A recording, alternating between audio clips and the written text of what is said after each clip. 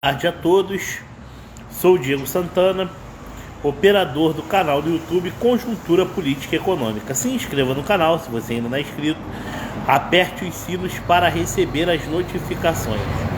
Bom, vocês ainda podem não estar se lembrando, mas na live de ontem eu falei que iria abordar o tema do assunto pertinente ao ex-presidente Fernando Henrique Cardoso, o senhor presidente de honra do Partido da Social Democracia Brasileira, o PSDB. Ele, numa matéria da sua coluna na Folha de São Paulo e nas suas redes sociais, disse que, pelo bem do Brasil, ele declara seu voto ao senhor ex-presidiário de São Bernardo do Campo. Em primeiro lugar, essa questão histórica nós já conhecemos muito bem. Afinal, em 1978, o senhor Fernando Henrique Cardoso foi apoiado na porta dos sindicatos do ABC Paulista como o candidato do ex-presidiário de São Bernardo do Campo. Isso antes da fundação do PT, 2 anos depois. E em 1986, de forma muito informal, Lula novamente apoiou FHC.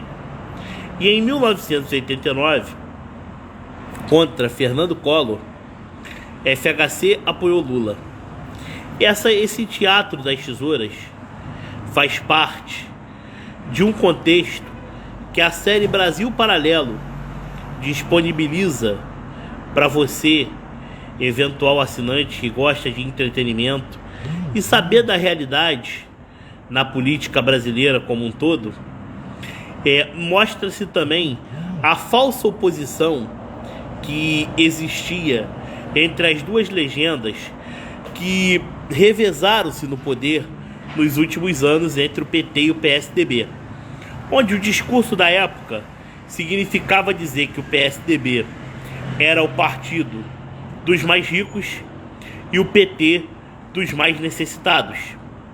Hoje não se vê mais esse discurso. Afinal, o PSDB une seus laços à velha guarda petista sob o desespero de querer derrotar um inimigo em comum da antipolítica, o qual, sem sombra de dúvida alguma, mostra-se ser detentor do sistema paralelo ao qual eles tanto querem continuar. Vamos lá. Em todos esses contextos, os quais eu aqui abordei, podemos dizer que o ex-presidente Fernando Henrique atribui algum tipo de seriedade nesse possível apoio a Lula? Ou até mesmo, quem sabe, conquistar a classe média para o ex-presidiário de São Bernardo do Campo? A resposta é não. Afinal, o mesmo modelo político-econômico foram implantados nos dois governos. Para quem não lembra, o hoje Bolsa Família, antigo Bolsa Escola, Bolsa Alimentação, Vale Leite e Vale Gás, pertencia ao programa Brasil Sem Miséria do governo do ex-presidente Fernando Henrique Cardoso. E com isso, nós tivemos resultados adversos em questões que envolvem ao declínio da indústria nacional e das oportunidades de emprego, com a nossa sociedade cada mais dependente do Estado para a subsistência. Agora não vale dizer que o governo FHC foi um governo liberal, conforme muitos tentam atribuir. Mas ele fez privatizações. Mas só que as privatizações feitas em seu governo foram realmente válidas em alguns contextos. No entanto, o Estado recebeu muito menos do que o valor venal de cada patrimônio brasileiro, além dos grandes favorecimentos a determinados grupos econômicos com informações privilegiadas, onde pegaram-se recursos milionários no BNDES para aquisição dessas estatais. Isso significa um dos grandes escândalos de corrupção que mantiveram o ex-presidente Fernando Henrique Cardoso no poder e reeleito em 1998. E muito mais que isso, a política econômica tão abordada pelos dois governos são burocráticas, alta carga tributária, juros nas alturas e baixo crescimento. São governos que para a sociedade brasileira não deixam saudades, pois eles quebraram a soberania nacional, mantiveram diversos partidos em suas bases de apoio e aliança do Congresso, embora em legendas distintas, a cúpula praticamente a mesma. Renan Calheiros, ministro da Justiça de Fernando Henrique Cardoso e presidente do Senado no governo Lula e no governo Dilma Rousseff. José Sarney, presidente do Senado em ambos os governos. Gedel Vieira Lima, ampla base de apoio do PMDB baiano nos dois governos. Eliseu Padilha, que muitos chamam de Eliseu Quadrilha, ministro dos Transportes de FHC, e uma das figuras mais influentes do PMDB no governo Dilma Rousseff e no governo Michel Temer. Aí eu pergunto a vocês,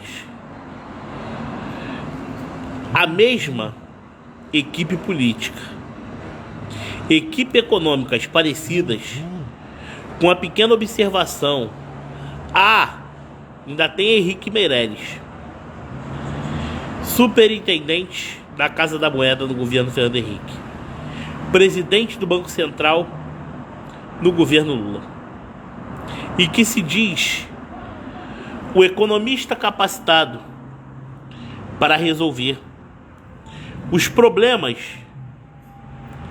econômicos do nosso país, a falta de crescimento, a empregabilidade e a abertura de linhas de crédito para financiar a atividade econômica. Mentira. Cartão de crédito a juros de quase 300% ao ano.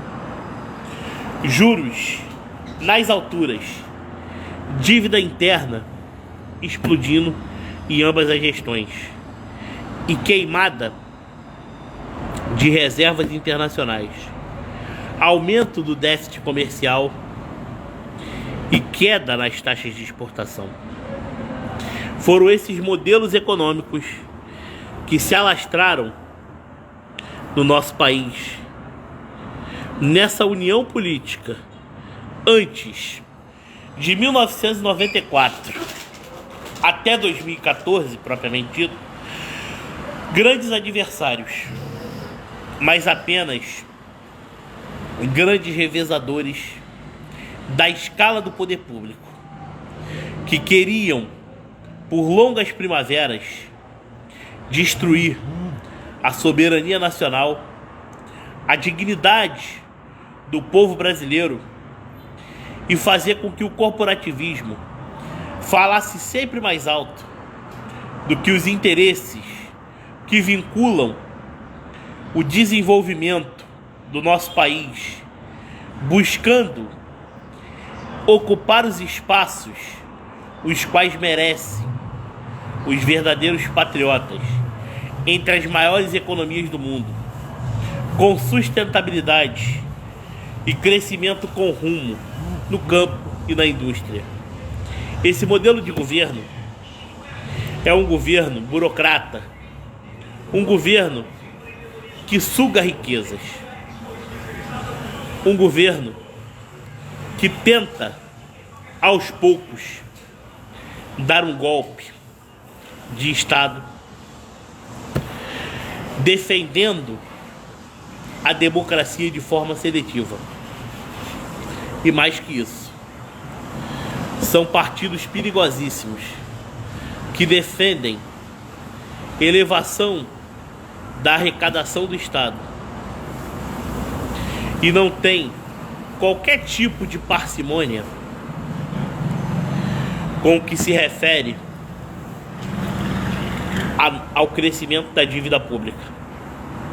Um finge que paga e o outro forja crescimento, ainda com elevação do déficit. E hoje andam juntos em comunhão com os interesses de aparelhar o Estado e criar o corporativismo do Poder Judiciário. E nós teremos o desprazer, em caso da vitória do ex-presidiário de São Bernardo vir a se confirmar, coisa que não irá acontecer, de vermos o PSDB na base do governo. O PSDB perdeu todo o seu espaço com a classe conservadora, com o crescimento da antipolítica, que eles tentam atribuir como discurso de ódio.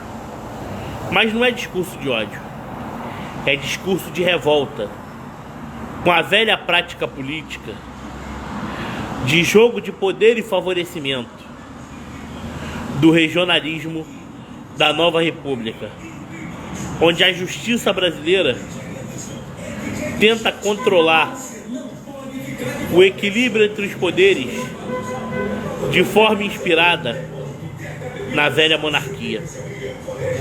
Esse tipo de modelo político do Estado brasileiro nós não queremos mais. E se tratando das decisões que cabem ao Fernando Henrique Cardoso, podemos esperar qualquer atitude desse tipo. Até porque ele sempre teve urticária de militares. Ele criou auxílio terrorista para possíveis pessoas que se diziam perseguidas no período do regime militar. Ele fez parte das diretas já. E além de tudo, é uma figura que é estudante contínuo e apaixonado por antropologia e sociologia, sempre vai defender os princípios que pautam no marxismo e ao mesmo tempo no gramscismo, a infiltração social para espalhar o comunismo em todo o mundo. Fernando Henrique Cardoso, ex-simpatizante do PCB, aquele professor que veio de família milionária, mas sempre deturpou os interesses da nação, que se inspira em modelos nefastos da França de governar, de sugar riquezas. E quando esteve à frente do Senado Federal, foi muito burocrático na votação dos interesses da pátria. Aglutinou comissão para tornar vulnerável a segurança nacional durante o período da Assembleia Nacional Constituinte. Fundou o PSDB dentro da unidade progressista, visto que havia perdido os seus espaços dentro do PMDB. E além de tudo, dentro do próprio PMDB e suas articulações, que conseguiu chegar à presidência da República, formando um plano econômico, que eu confesso que um dia eu fui fã, que era o Plano Real, que não teve eficácia mediante o controle inflacionário. Apenas freou a atividade econômica e provocou o declínio e o baixo crescimento a longo prazo, custando caríssimo para a indústria nacional através da quebra das grandes concorrências, o que levou ao aumento de importações e do desemprego de forma brusca no nosso país. Tudo para sustentar uma força fictícia da moeda nacional, que não resolveu o problema da inflação e, além de tudo, provocou uma quebra nos rumos do nosso país, e que o próprio ex-presidiário disse que pegou um país quebrado e que colocou em ordem. 2 modelos de governo, que assumiu para si a responsabilidade do pagamento da dívida dos estados junto à União, que federalizaram os interesses de inúmeros políticos, mas deixaram de lado o que é fundamental para fazer o país andar para frente.